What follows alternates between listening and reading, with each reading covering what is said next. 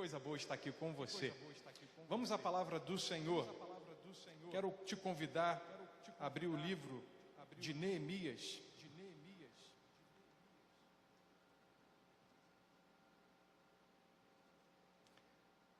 Segundo capítulo do livro de Neemias. Nós leremos até o verso 10.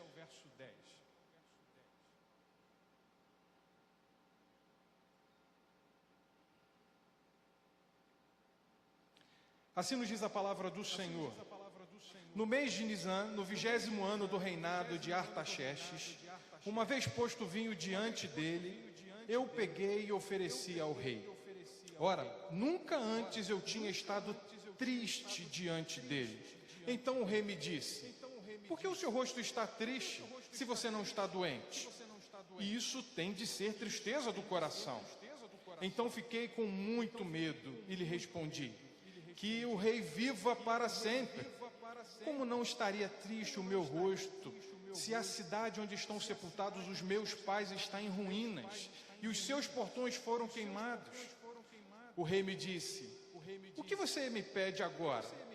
Então orei ao Deus dos céus e disse ao rei: se for do agrado do rei, e se este seu servo encontrou favor em sua presença, peço que o rei me envie ajudar a cidade onde estão os túmulos dos meus pais, para que eu a reconstrua. Então o rei, que tinha a rainha sentada ao seu lado, me perguntou: quanto vai durar a sua ausência? Quando você voltará? Marquei certo prazo, e o rei se deu por satisfeito e me deixou ir. Eu ainda disse ao rei: se for do agrado do rei, que ele me dê cartas para os governadores das regiões do outro lado do Eufrates, para que me permitam passar e entrar em Judá.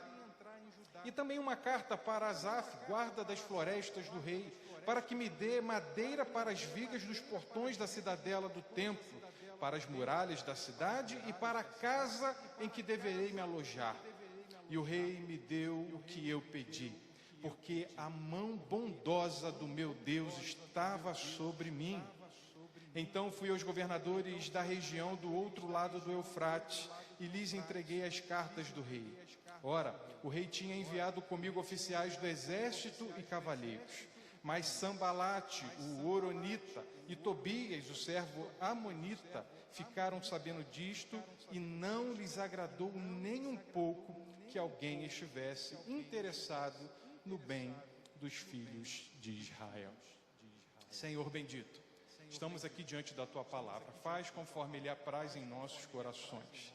Precisamos do Senhor, necessitamos que o Senhor encha o nosso coração para que possamos cumprir aquilo que o Senhor deseja de cada um de nós, aquilo que o Senhor espera da Tua bendita e amada igreja. Amém. Como é bom poder refletir sobre esse tema proposto, sobre missão, como realizar essa missão. E claro, precisamos olhar para Jesus, porque a missão é dele. Foi ele que nos deu essa missão. Ele fez da missão dele a missão, então, para os seus discípulos, para mim, para você. E pensando sobre esse tema, pensando sobre o que Deus quer nos dizer acerca disso. E mais do que isso, olhando para o mundo que nos cerca, para o mundo que vivemos, para tudo que experimentamos, para tudo que assistimos, como ser missional neste tempo, como de fato ser usado por Deus, como ser relevantes para esta nossa geração, como igreja, sermos edificados mutuamente. E eu tenho certeza que Deus vai falar muito aos nossos corações. E olhando para Neemias, para este cenário, como nós temos a aprender sobre missão, como nós temos a aprender sobre o que Deus quer fazer neste nosso tempo, e fazer neste nosso tempo através das nossas vidas. Por isso, eu gostaria de propor para a nossa reflexão, olhando para Neemias, a importância da conscientização do projeto de Deus para um dado momento histórico. A conscientização do projeto de Deus para um dado momento histórico. E podemos fazer isso perfeitamente através de Neemias. Como tomar posse daquilo que Deus está fazendo neste tempo, neste nosso tempo histórico, que é real nas nossas vidas e na vida daqueles que nos cercam. Gosto muito de uma frase de Chesterton, um romancista e teólogo inglês do século XIX. Ele vai dizer com toda a propriedade: como nós podemos ficar assombrados com este mundo e ao mesmo tempo nos sentirmos em casa? Como podemos ficar assombrados com este mundo e ao mesmo tempo nos sentirmos em casa? Deus está trabalhando na história, e para cada momento dessa história existe uma ação, e para cada ação de Deus nesta história, Ele usa pessoas, Ele usa a mim e a você para os bons propósitos dEle.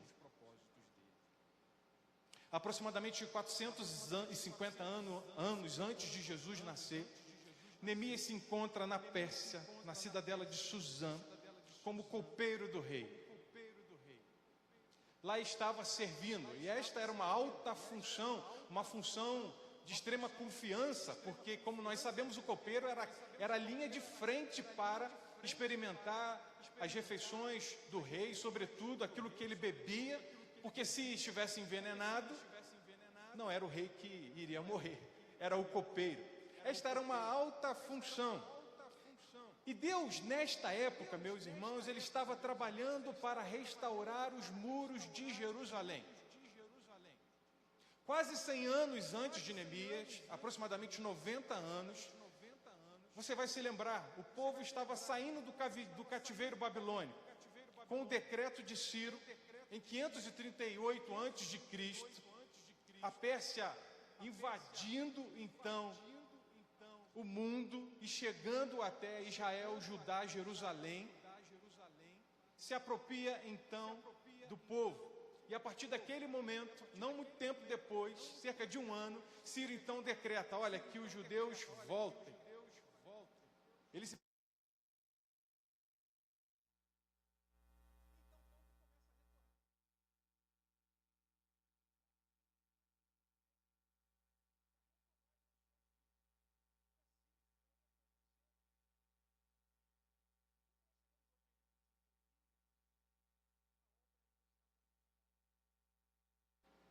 Os muros ainda não tinham sido reconstruídos. Um templo, sim, mas os muros não.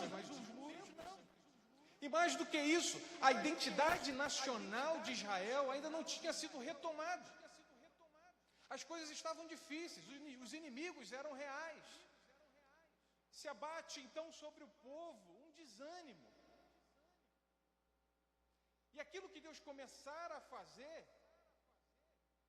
aos olhos de muitos então, não estava concluído. E é nesse cenário que Neemias se encontra, cerca de 90 anos depois que o povo retorna da Babilônia. Neemias estava a cerca de 1.500 quilômetros longe de Jerusalém, na Pérsia, em Suzã, como nós acabamos de ver. E num belo dia, o seu irmão, Anani, retorna de Judá, junto com outros judeus. Então, Neemias resolve perguntar: olha, como estão aqueles que escaparam do exílio? Como está Jerusalém?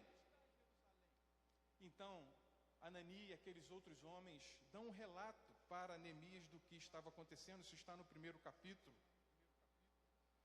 no verso 3. E eles me responderam: os restantes, os que sobreviveram ao exílio e se encontram lá na província, estão em grande miséria e humilhação.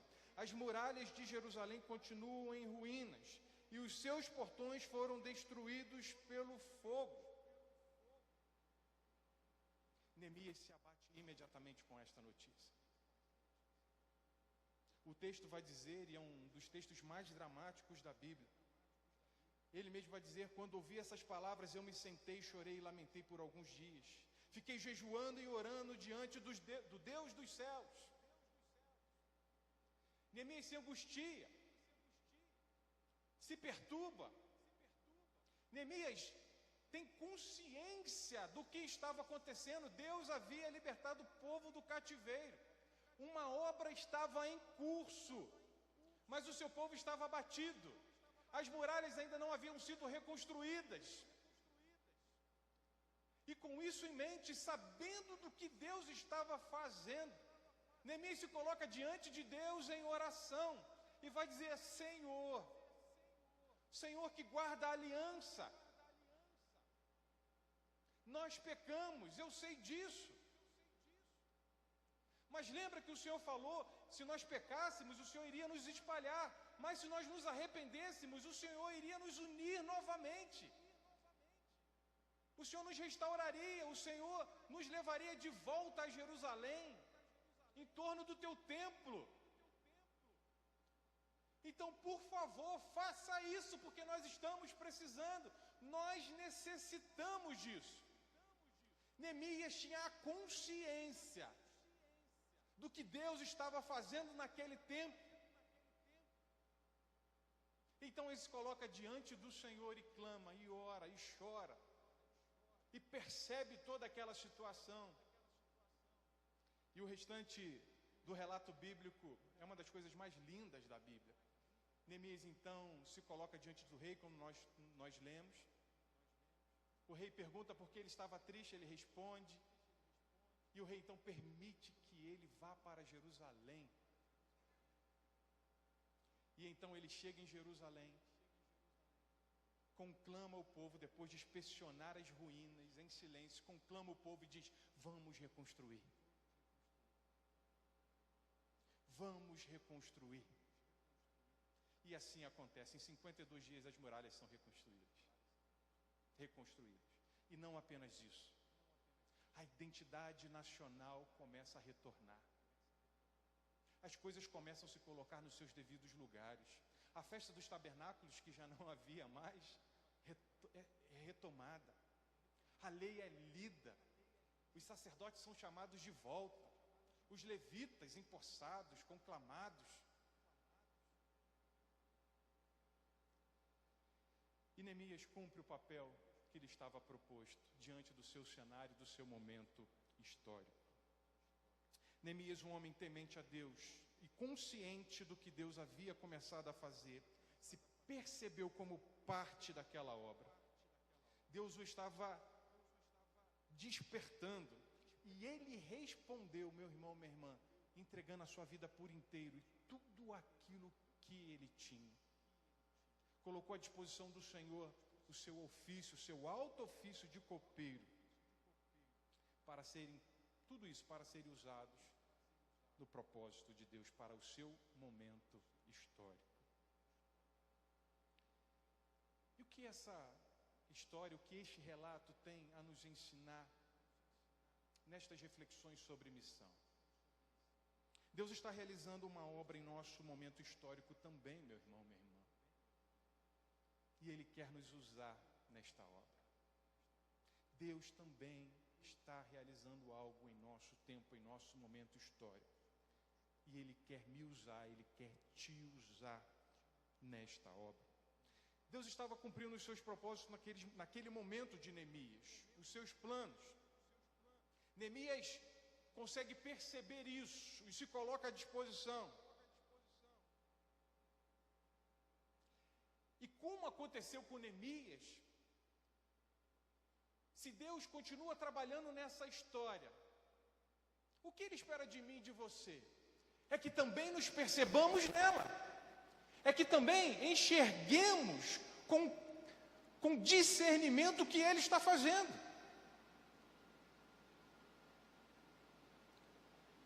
E tendo essa consciência,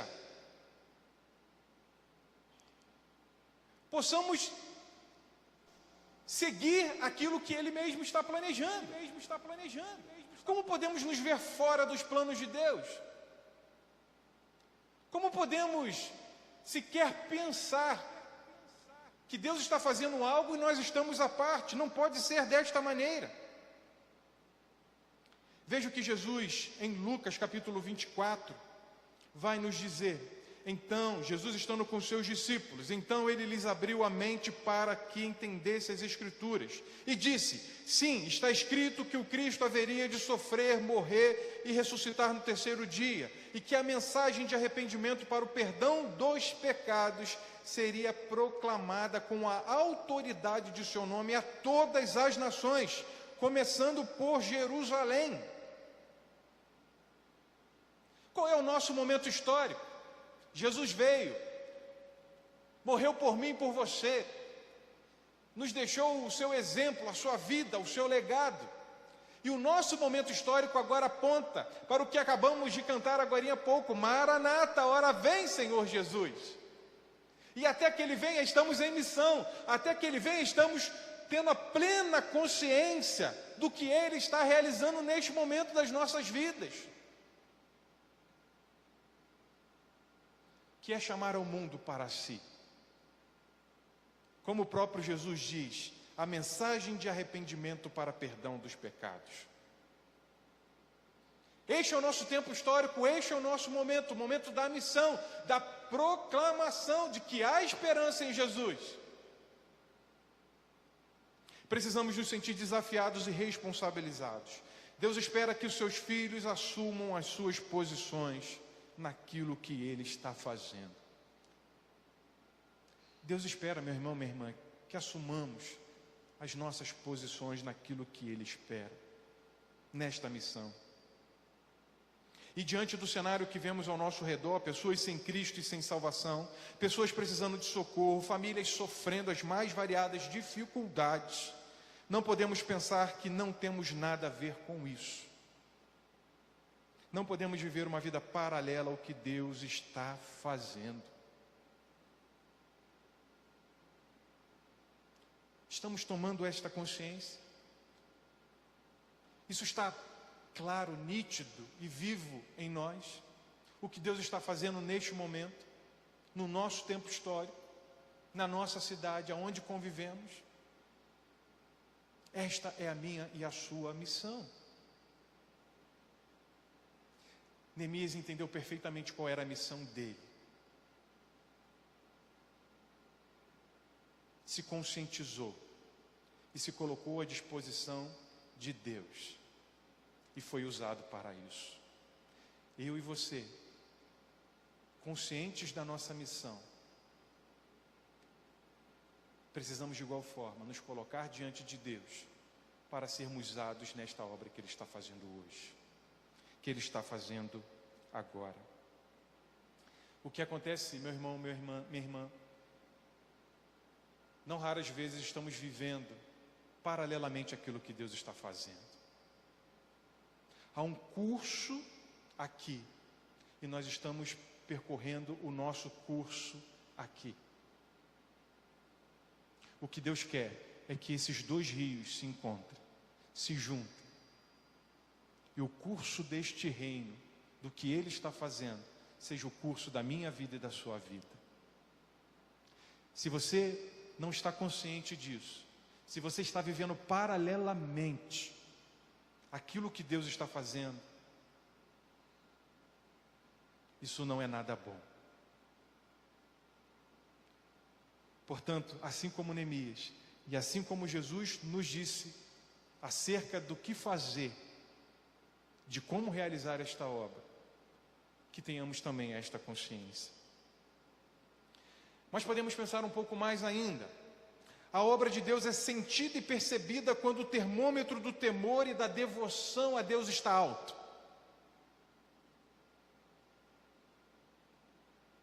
É isso mesmo. A obra de Deus é sentida e percebida quando o termômetro do temor e da devoção está alto. O temor e a vida de oração de Neemias o fizeram discernir os planos de Deus. Neemias não apenas teve consciência na história do que estava acontecendo. O povo havia saído do cativeiro, voltado, uma boa parte do povo voltado para Jerusalém. O templo foi reconstruído. As muralhas ainda estavam em ruínas e precisavam ser reconstruídas. O calendário nacional precisava ser retomado. Neemias não teve apenas essa consciência. Ele percebeu e sentiu o que Deus estava fazendo. E como ele percebe e sente isso? O texto é abundante. Neemias está preocupado com o que está acontecendo.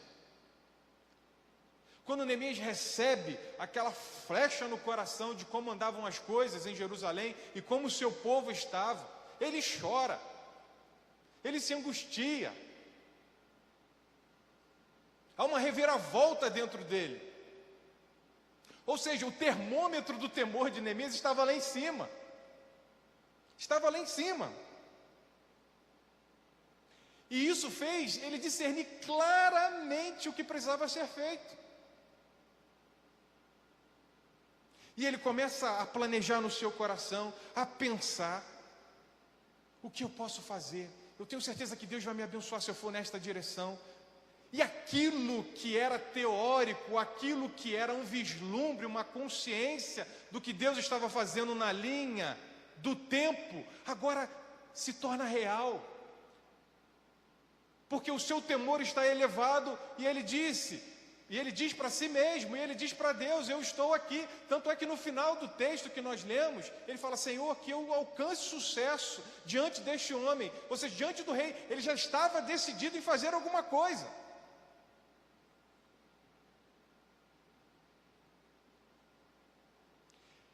E meus irmãos, sentir e perceber é o que nos faz agir.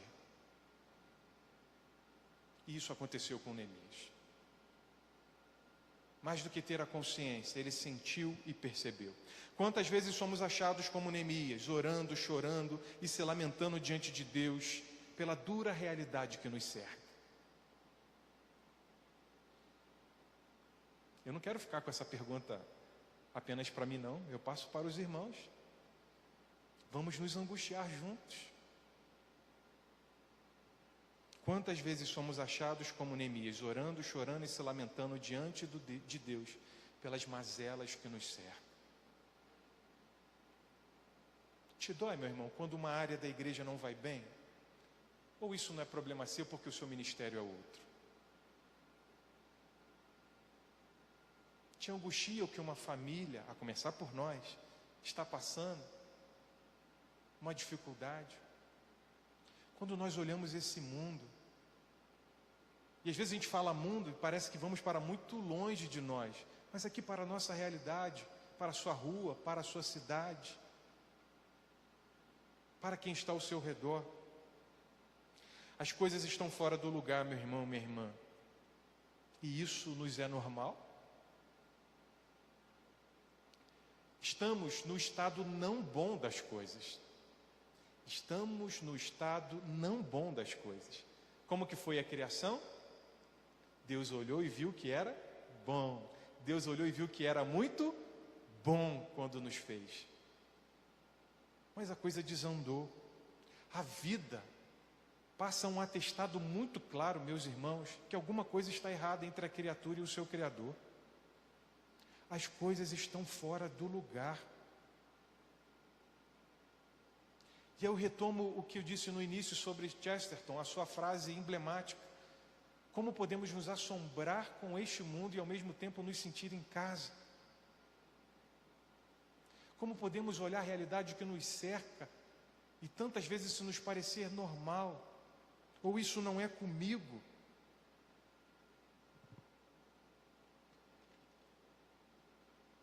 Precisamos perceber e sentir a realidade, como Neemias percebeu e sentiu. Se o termômetro do nosso temor e a devoção a Deus não estiverem alto, como o de Neemias estava, negligenciaremos o que Deus está fazendo. E os nossos corações ficarão gélidos diante da realidade.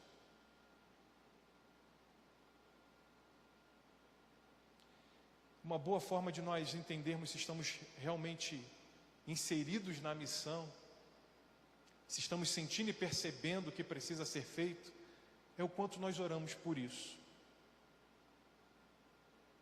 Se isso não passa pelas suas orações, isso não está no seu coração. Se isso não passa pelo seu tempo, ou seja, pela doação do seu precioso tempo, ou seja, você dando tempo, eu dando o meu tempo, com aquilo que é importante para o reino, somos só teoria. Como anda, meu irmão, minha irmã, o seu termômetro? O seu termômetro de temor e devoção a Deus. Porque se ele estiver baixo, você não vai sentir nem perceber a realidade que te cerca e o que Deus está fazendo. Olhando o que temos a fazer, às vezes também podemos pensar: meu Deus, como eu realizarei essa obra? São tantas dificuldades, tantos desafios. Além de ter uma noção exata, ter consciência do que Deus está fazendo, sentir e perceber, às vezes nós gelamos quando de fato vamos colocar em prática, em ação, haja vista as dificuldades que nos sobrevêm e que aparecem. Vocês lembram aqui no finalzinho do texto que nós lemos? Quero repetir para você. Verso 10. Mas Sambalate, o Horonita e Tobias, o servo Amonita, ficaram sabendo disto e não lhes agradou nem um pouco que alguém estivesse interessado no bem dos filhos de Israel.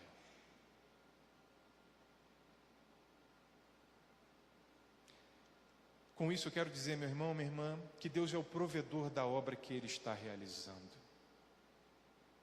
Deus é o provedor da obra que Ele está realizando. Você não precisa se assustar, nem temer.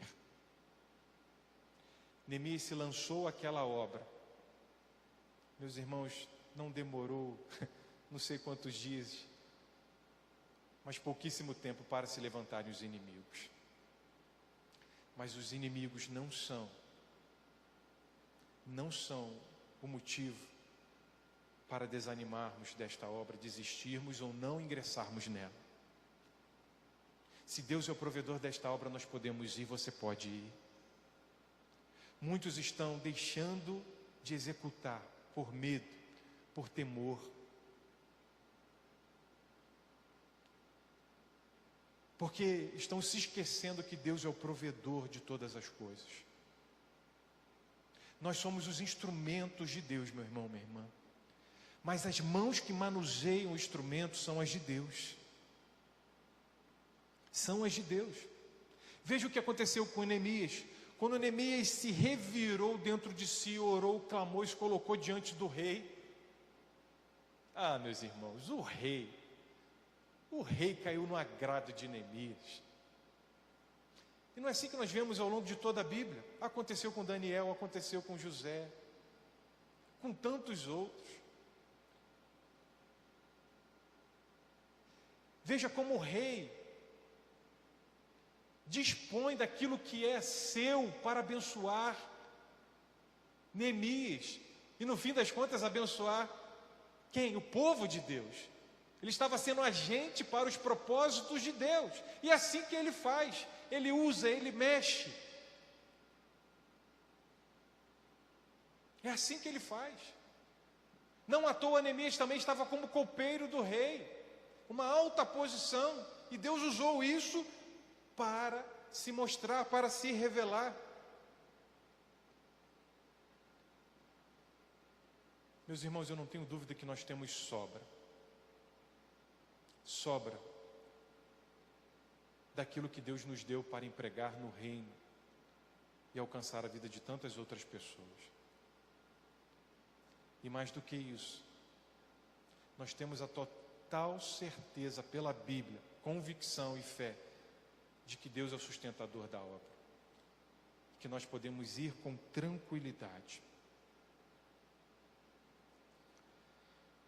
Neste momento da história, aqui nós estamos.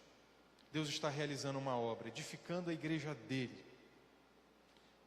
E usando a igreja para ser luz. Para ser luz aonde? Onde eu estou, em Petrópolis, nos arredores e até no mundo.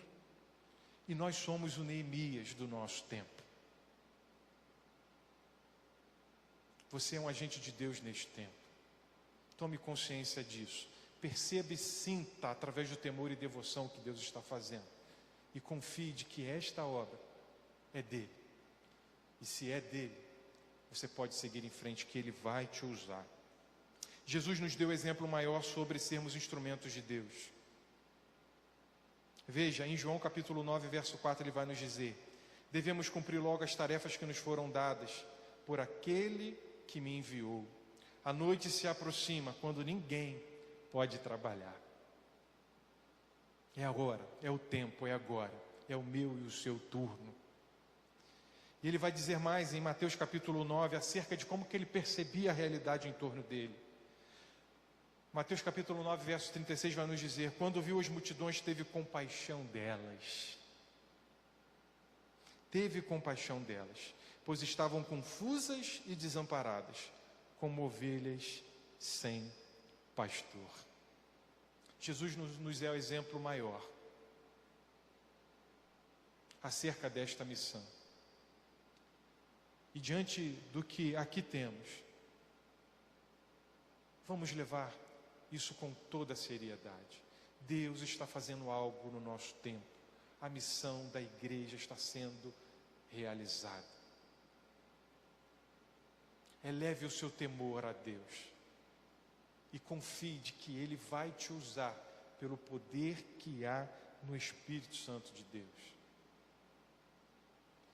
O quanto estamos próximos de Deus, o quanto estamos sensibilizados ao que Ele está realizando.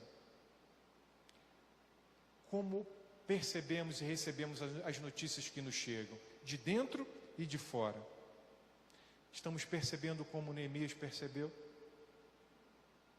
Estamos na urgência como Jesus nos ensinou a ter?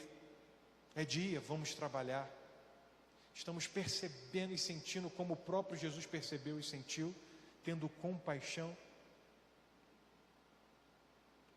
Que Deus nos ajude nesta reflexão. Este é o tempo, esta é a hora. Curve sua cabeça, vamos ter um minuto de oração.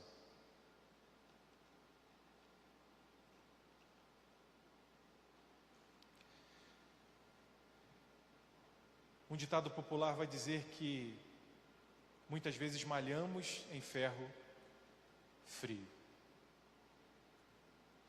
E eu poderia dizer que isso é bíblico, porque se queremos desempenhar a missão, não dá para fazer isso sem a consciência bíblica do que está acontecendo, de que as coisas estão fora do lugar.